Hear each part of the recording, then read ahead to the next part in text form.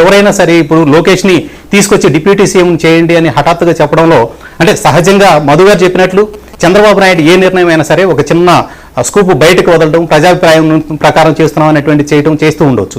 కానీ ఇక్కడ ప్రస్తుతం తెలుగుదేశం ఈ కూటమిలో చాలా కీలకంగా వ్యవహరిస్తున్నటువంటి వ్యక్తి మనకి అధికారికంగా కనిపించకపోయినప్పటికీ కూడా లోకేష్ పరిపాలనా వ్యవహారాలు చంద్రబాబు చూస్తుండొచ్చు, కానీ పార్టీ పరమైనవి కానీ కీలకమైనటువంటి నిర్ణయాల్లో కానీ లోకేష్ ముద్ర చాలా స్పష్టంగా కనిపిస్తూ ఉంది.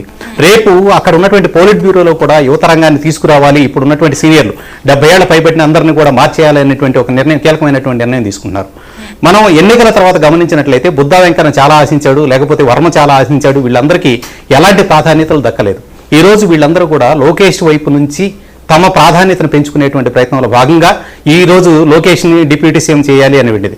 డిప్యూటీ సీఎం కాకపోయినా ఆయన సీఎం అవడానికి కావాల్సినటువంటి కేవలం నిజంగా బుద్ధా వెంకన్న లేదంటే ఇప్పుడు మాట్లాడుతున్న వర్మదా లేదంటే లోకేష్ వైపు నుంచి చెప్పాల్సినటువంటి అవసరం లేదు. ఇప్పుడు అంటే సహజంగా ప్రతి చోట పొగడ్తలు విసిరితే పదవులు వస్తాయి. వైసీపీ పార్టీలో చూసాం.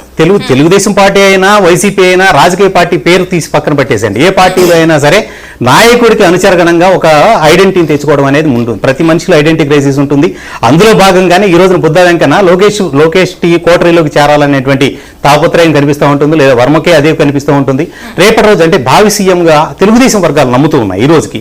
అందుకనే ఈ వాదనను కనుక బయటకు తీసుకురావడం వల్ల లోకేష్ వైపు నుంచి తమకు బలమైనటువంటి సపోర్ట్ వస్తుంది, రేపు రాజకీయంగా తాము ఎదగడానికి అవకాశం ఏర్పడుతుంది అనేటువంటి కోణంలోనే మనం చూడొచ్చు. ఎందుకంటే చంద్రబాబు నాయుడు వెనకుండి ఏదో స్కూప్ వదిలేయడం అనుకోవడానికి కోటరీలో ఉన్నటువంటి చాలా తెలుగుదేశం పార్టీలో చాలా కీలకమైన నేతలు ఉన్నారు, అలాగే గతంలో ఉన్నటువంటి మాజీ మంత్రులు ఉన్నారు, పోలిట్ బ్యూరోలో 22 మంది సభ్యులు ఉన్నారు. ఎవరో ఒకరు ఇది చేయొచ్చు.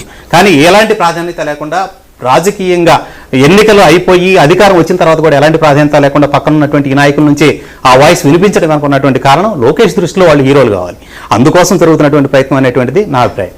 రైట్ మూర్తి గారు, ఇందాక ఈయనన్నట్టు చాలా కీలకంగా వ్యవహరించారు పవన్ కళ్యాణ్. కానీ ఆయన ఎప్పటికీ కింగ్ కాలేరు. ఎందుకంటే కూటమిలో కింగ్ మేకర్గా ఉన్నా కూడా ఆయన వాళ్ళ పార్టీ నేతలు ఏమంటున్నారంటే ఈయనే సీఎం చేయొచ్చు కదా, డిప్యూటీ సీఎం మీరు లొకేషన్ చేసుకోండి, మాకు ఎలాంటి అభ్యంతరం లేదు. ఆయన పార్టీ కోసం 1 కోటి మంది సబ్స్క్రైబర్స్ని తీసుకొచ్చారు, ఓకే. కాబట్టి ఆయన డిప్యూటీ సీఎం చేస్తే ఈయన సీఎం చేయండి అంటూ వాదన వినిపిస్తున్నారు. సో మీ వాదన ఏంటి? నాకు కొన్ని పాయింట్స్ ఉన్నాయండి. ఏంటంటే ఫస్ట్ ఆఫ్ ఆల్ వీళ్ళు పొత్తు పెట్టుకున్నప్పుడు ఎలాంటి షరతులు లేవు. కొన్ని షరతులతో కూడినదే, లేదంటే ఈ పదవులు మాకు వస్తాయా, ఇన్ని మంత్రి పదవులు ఇస్తున్నారా, ఈ షరతులు ఏం లేకుండా ఆల్ ఆఫ్ ఎ సడన్ పొత్తు అనేది జరిగింది. అది కూడా దేనికి అంటే వైకాపాని దారుణంగా ఓడించడమే ఒక ఎజెండాగా వీళ్ళు వర్క్ చేశారు ముగ్గురు కూడా. సో ఈవెన్ బీజేపీని కలుపుకోవాల్సిన అవసరం లేదు, అయినా కూడా కలుపుకుని ముందుకెళ్ళారు. అంటే చంద్రబాబు కేసు కూడా ఒక అంశం కదా, అంశం కూడా ఉంది. సో సార్ అన్నట్టుగా క్రేజ్ అనేది వచ్చింది. ఎప్పుడైతే పవన్ కళ్యాణ్ తెలుగుదేశం పార్టీలోకి వచ్చారో ఆ పార్టీకి కూడా క్రేజ్ అనేది వచ్చింది. సో పవన్ కళ్యాణ్ గారిని సీఎం అభ్యర్థిగా ప్రకటిస్తారా అంటే ఇక్కడ నేను ఒకటి చెప్తానండి. ఏంటంటే ఎలక్షన్స్ ముందు క్యాంపెయిన్ చేసినప్పుడు పవన్ కళ్యాణ్ గారు పదే అనేవారు మనకి పవర్ కావాలి. సో పవర్ నేను సింగిల్గా వెళ్ళి ఇప్పుడు జనసేన ఒక్కటే వెళ్ళి అన్ని స్థానాల్లో పోటీ చేస్తే అంత డబ్బు లేదు నా దగ్గర, నేను గెలుస్తానని నమ్మకం లేదు. సో ఓట్లు చీలిపోతాయని డైరెక్ట్ గానే చెప్పాను. సో వాట్ ఎవర్ ఓట్లు ఉంటాయి అవి చీలిపోతాయి. సో తెలుగుదేశంతో పొత్తు పెట్టుకుని లేదంటే ఎమర్జ్ అయ్యి బీజేపీతో ఒక కూటమికి వెళ్తేనే మనం గెలుస్తాం, మనకు పవర్ వస్తుంది. వాట్ ఎవర్ ఆ పవర్ ఏదైనా సరే.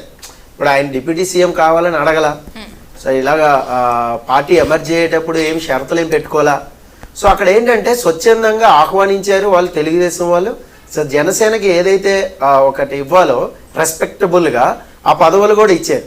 ఇక్కడ ప్రాబ్లం ఏమొచ్చిందంటే రెండో పాయింట్, సో నాగబాబుని ఎప్పుడైతే మీరు ఇంక్లూడ్ చేశారో క్యాబినెట్ మంత్రి పదవి అనేది, కొంతమంది తెలుగుదేశం పార్టీ మాజీ ఎవరైతే ఉన్నారో ఇప్పుడు వ్యాఖ్యలు చేస్తున్నారో మేబీ వాళ్ళు హర్ట్ అయ్యి ఉండొచ్చు.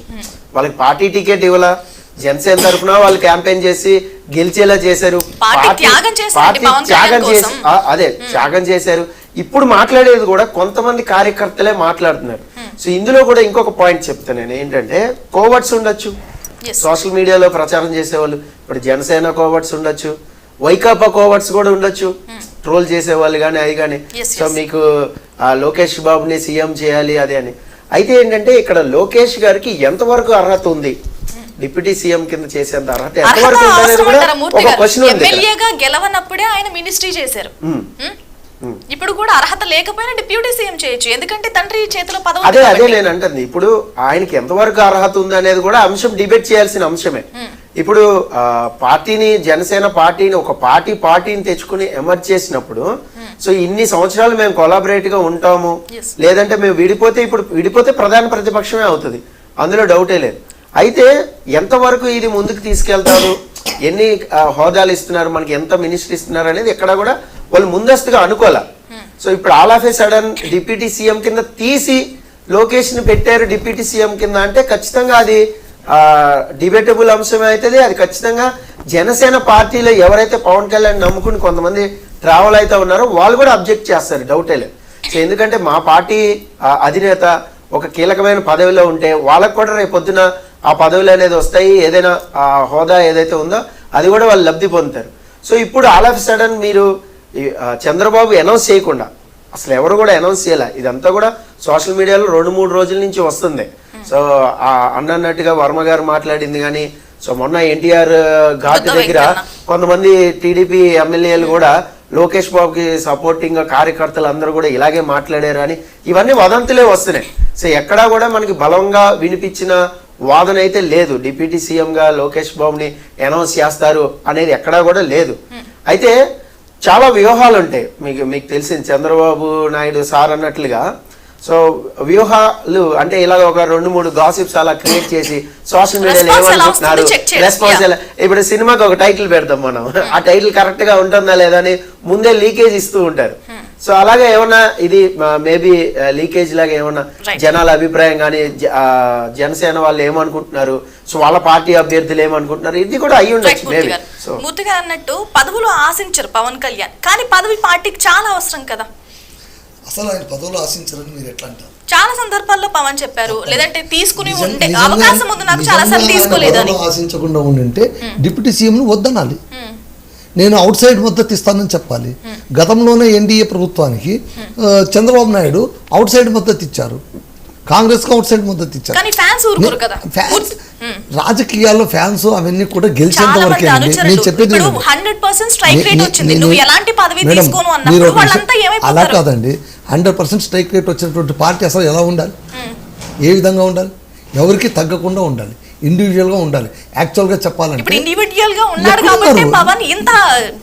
ఆయన ఇండివిజువల్ గా ఉంటే ఆయనకు డిప్యూటీ సీఎం వచ్చేదే కాదు.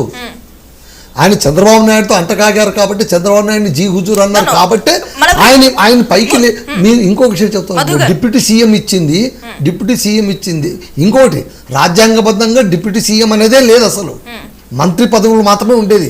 ఇది కేవలం 6వ ఫింగర్ అంటారు, it is just like 6th finger. ఓకేనా, దీనికి ఏ ప్రత్యేకమైన హోదా ఉండదు. పవన్ కళ్యాణ్ గారికి సీఎం తర్వాత ఏదైనా కూర్చోపెట్టకపోతే ఎన్నికలైన సమయంలోన చాలా రచ్చరచ్చ జరిగేది.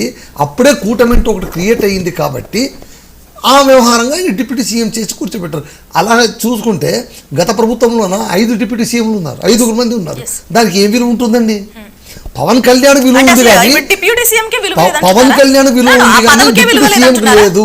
పవన్ కళ్యాణ్ ఉంది, ఆ పదవికి లేదు, ఎప్పటికీ ఉండదు.